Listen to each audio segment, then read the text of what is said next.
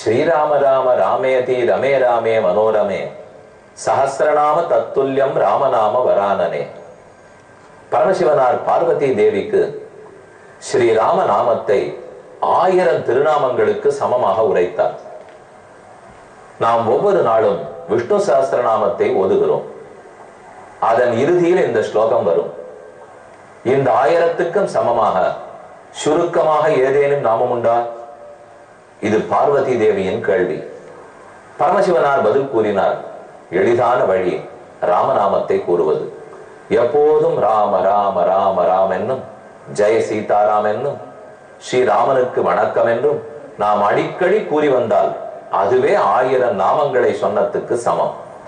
இது கூறுகிறபடியாலே விஷ்ணு சஹஸ்ரநாம சொல்லுவதை நிறுத்திவிட வேண்டும்னு பொருள் அல்ல. கண்டிப்பாக சொல்ல வேண்டியதான். ஆனா ஒரு திருநாமமான ராமநாமத்துக்கே இவ்வளவு பெருமை இருந்தால் அப்ப 1000க்கு எவ்வளவு பெருமை இருக்கும்? அதை சொன்னால் எவ்வளவு நேரம் நல்ல பொழுதாக கழியும்? அதற்காகத்தான் பெரியவர்கள் இப்படி சுருக்கமாக கூறி வைத்திருக்கிறார்கள். தற்போது பாலவேடூர் கிராமத்தில் இருக்கும் ராம ஆஞ்சநேயரை தரிசிக்க வந்துள்ளோம். ரொம்ப ஆச்சரியமான கோவில். சென்னைக்கு அருகே திருநின்றவூர், அங்கிருந்து பெரியபாளையம் போகும் மார்க்கத்தில் 4வது கிலோமீட்டரில் வலதுபுறம் திரும்பினால் பாலவேடூர் கிராமம். இங்கே ஒரு கிணறு வெட்டப்படும் போதுதான் கங்காதேவியும் ராமர் பாதமும் ஆஞ்சநேயரும் உருவானார்கள்னு ஏற்கனவே வரலாறு கூறியிருந்தேன். இப்ப அதன் தொடர்ச்சி சேவிக்க போறோம். இந்த கோயிலுடைய 4 புறங்களிலும் பஜனை மடங்கள் இருந்தன, தற்போதும் இருக்கின்றன. இந்த பஜனை மடங்களில் எல்லாம் பஜனை செய்கிறார்கள். அவர்கள் ராமநாமத்தையும் ஆஞ்சநேயர் நாமத்தையும் கூறிக்கொண்டு வீதிவலம் வருவதே தனி சிறப்பாக உள்ளது. பஜனை மடங்களை தரிசித்துக் கொண்டு கோவிலுக்கு மேலே இருக்கும் சிற்பங்கள், அங்கு எழுதப்பட்டிருக்கிற சித்திரங்கள் ஆகியவற்றையெல்லாம் தரிசித்துக் கொள்ளுகிறோம். சித்திரங்களுக்குள்ளே தியானத்தில் எழுந்துள்ளி இருக்கும் ஆஞ்சநேய சுவாமி, அருகே நரசிம்ம சுவாமி, அருகே ராமன். ஓரோரு இடத்திலும் ஹிமாச்சலத்தில் ஆஞ்சநேயர் தியானம் இருக்கிறா போலே, பட்டாபிஷேக திருக்கோலத்தில் ராமச்சந்திரன் இருக்கிறா போலே, நரசிம்ம பெருமான் பிரகலாதனுக்கு அருள் புரிந்து கொண்டிருக்கிறா போலே, இப்படியெல்லாம் பல சித்திரங்களையும் சேவித்தோம். அருகிலேயே அஷ்டலட்சுமிக்கு கோயில் உள்ளது. அதுவே ஒரு தியான மண்டபம். அவ்விடத்தில் ஆஞ்சநேய சுவாமி உள்ளார். அஷ்டலட்சுமிகளும் எழுந்துள்ளி உள்ளார்கள். அங்கிருக்கும் ஆஞ்சநேயர் தனி சிறப்போடே உள்ளார். தன்னுடைய நெஞ்சை பிளந்து காட்டுகிறார். அங்கு ராமனும் சீதையும் எழுந்துள்ளி உள்ளார்கள். அவர்களை சேவித்த களிப்பு ஆஞ்சநேயருடைய முகத்தில் நன்கு தோற்றம் அளிக்கிறது. இன்று நாம் சுற்றுப்புற கோயில் சுற்றி இருக்கிற இடங்களும், அஷ்டலட்சுமி சன்னிதானத்திலும் மேலே இருக்கக்கூடிய சிற்பங்களும், சுற்றி இருக்கும் பஜன மடங்களையும் தரிசித்துக் கொண்டோம். இனி இங்கிருக்கும் ஆஞ்சநேயர் பளிங்கால் செய்யப்பட்டிருக்கிறார். வெள்ளைக்கல், சலவைக்கல்னு கூறுகிறோமே, அப்படி பளிங்கு கல்லால் ஆஞ்சநேயர் உள்ளார். சிந்தூரத்தோட சகப்பு ஆஞ்சநேயர் சேவிச்சிருக்கோம். எல்லா இடத்திலும் கருப்பு கல்லில் ஆஞ்சநேயர் எழுந்துள்ளி இருக்கிறார், சேவித்திருக்கிறோம். வடக்க போனாத்தான் பளிங்கு கல், சலவக்கல்ல சேவிக்க முடியும். ஆனா அதே போல இங்கே சுவாமி எழுந்துள்ளி இருக்கிறது ஆச்சரியம்.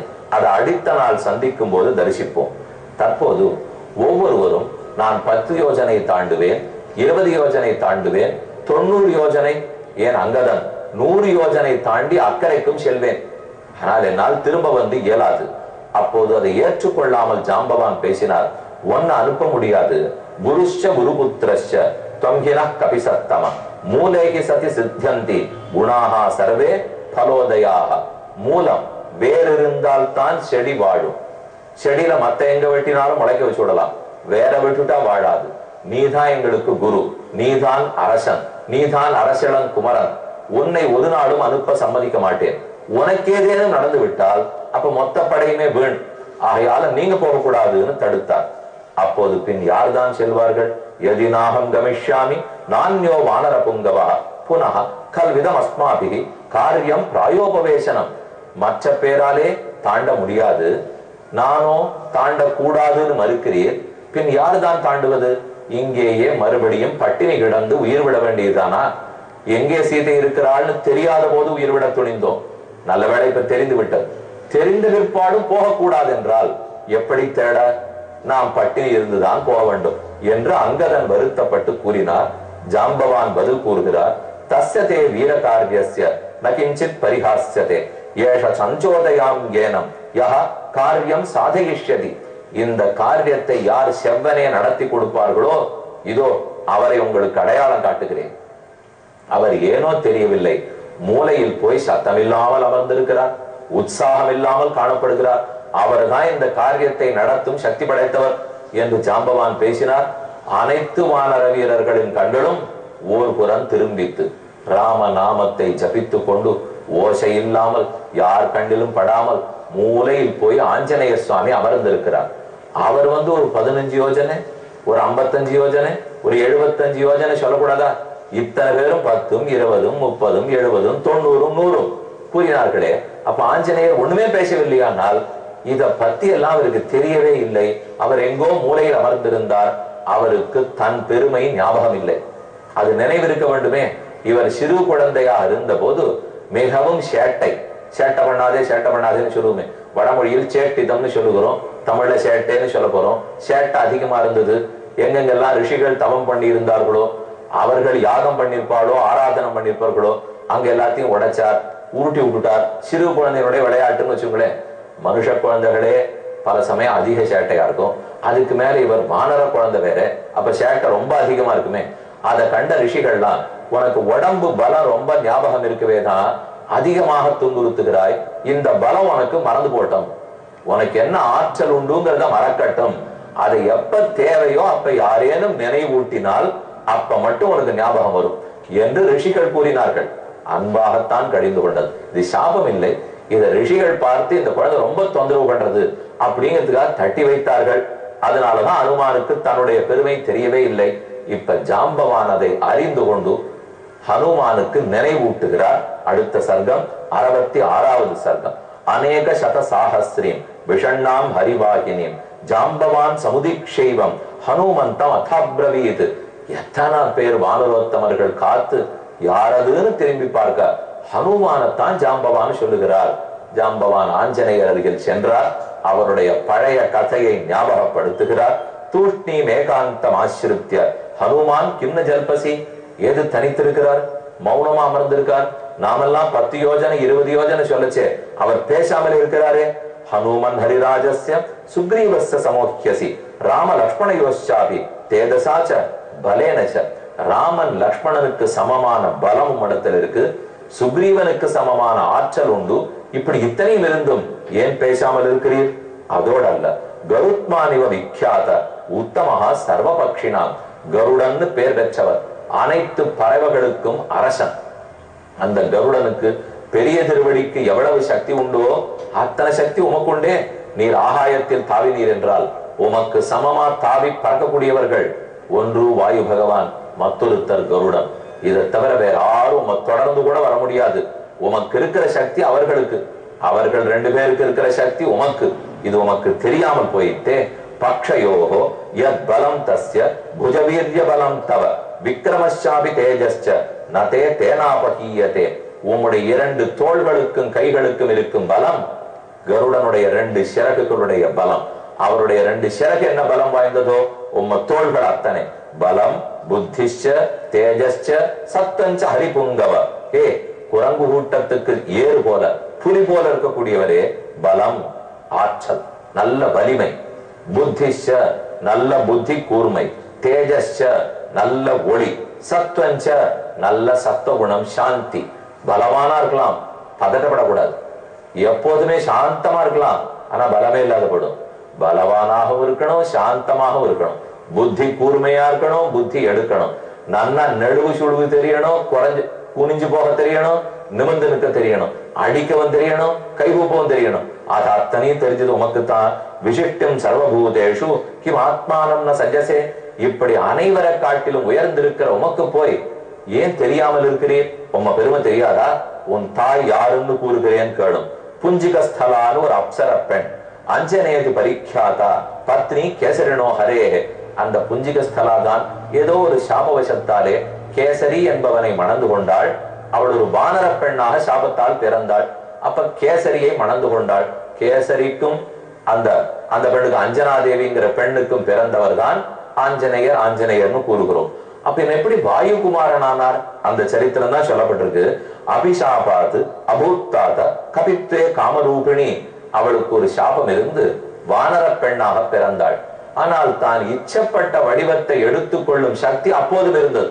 ஒரு முறை மிக்க அழகு வாய்ந்த மனித பெண்ணாக உருவெடுத்து அப்படி கானகத்தில் சஞ்சரித்துக் கொண்டிருந்தாள். அப்போது கேசரியோட கல்யாணம் ஆகிவிட்டது. கானகத்தில் சஞ்சரித்த போது வாயு பகவான் அவளை பார்த்தார். இத்தனை அழகோடு ஒரு மனித பெண் இருக்கிறாளே, அவள் ஏற்கனவே கேசரி கல்யாணம் புரிந்தவள், வானர பெண். அதை சட்டென்று மறந்தவர். இந்த பெண் அழகாக இருக்கிறாள்னு நினைத்தவர். இவள் மூலம் உயர்ந்த குழந்தை உலகத்துக்கு பிறக்க போகிறது. வாயு பகவான் அவள் பேரில் வீசினார்.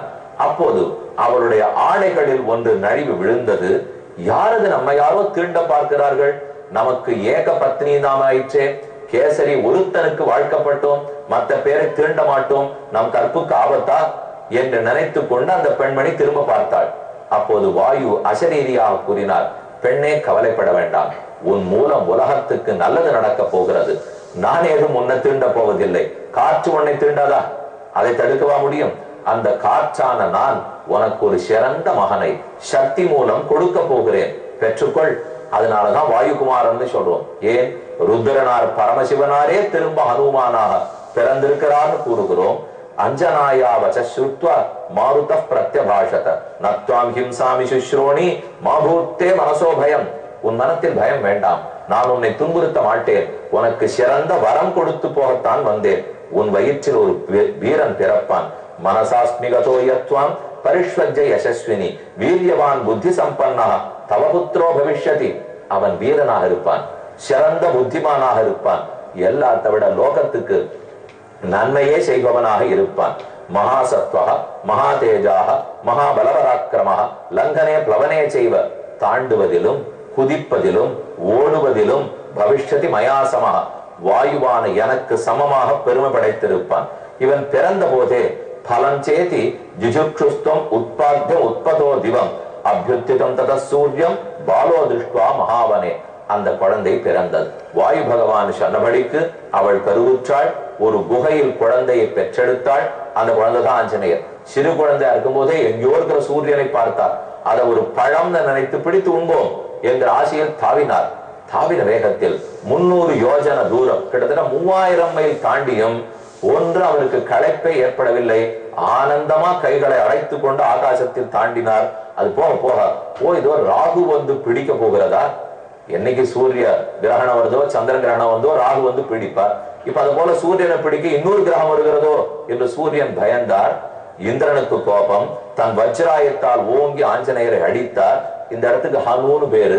ஒரு பக்கம் அடிபட்டு இது வீங்கிட்டு நேர கீழே வந்து விழுந்தார். பாறையில மோதி இந்த பக்கம் வீங்கிட்டு இந்த 2 இடமும் வீங்கியவைதான் ஹனுமான். ஹனுன்னு இந்த இடத்துக்கு பேர். அதனாலதான் அவருக்கு ஹனுமான்னு பேரு. ஓ, நம்ம குழந்தைய போய் அடிச்சுட்டாருக்கிறேன்னு வாயுவுக்கு கோபம். உடனே குழந்தையை தூக்கி கொண்டு மயக்கம் அடைந்திருந்த குழந்தையை தூக்கிட்டு ஒரு குகைக்குள் போய் வாயு பகவான் அமர்ந்தார். தன் மூச்சை இழுத்து பிடித்தார். நம்ம எல்லாம் மூச்சை இழுத்து பிடிச்சிருந்தோம்னால் அதுக்கு பிராணாயாம பயிற்சி, மூச்சு பயிற்சின்னு பேர். வாயு பகவான் மூச்சை இழுத்து பிடிச்சிருந்தாருன்னா அதுக்கு பயிற்சின்னு பேர் இல்லை, நமக்கு பிராணம் போடுன்னு பேர். ஏன்னா அவர் மூச்சு பிடிச்சா நாம எங்க மூச்சு விட. அதனால பிரம்மா முதலான தேவர்கள் வந்து வாயுவே கோபப்பட வேண்டாம், இந்த மகனுக்கு சிறந்த வரங்கள் கொடுக்கிறோம்.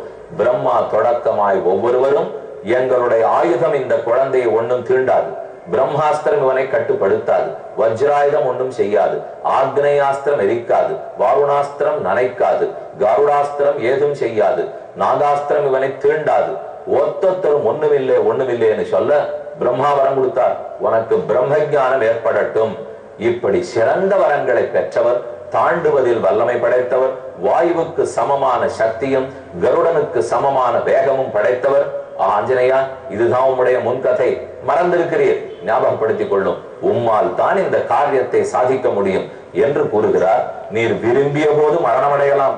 ஸ்வச்சந்ததா மரணந்தவ சாதிதிவை பிரபோ மாருதஸ்ய ஔதர் ஔரச புத்ரா தேதசாச்சாபி சத்தமஹ உத்திஷ்ட ஹரிஷார்தூல லங்கயஸ்வ மகார்ணவம். எழுந்திரும் ஹே குரங்கு கூட்டத்துக்கு, ஏறு போல புலி போல சிங்கம் போல இருக்கிறவரே, இனி அமர வேண்டாம், உன் பெருமையை உணர்ந்து கொள்ளும், தாண்டும். உம்மால் தான் ராமகாரியம் நடக்க வேண்டும்.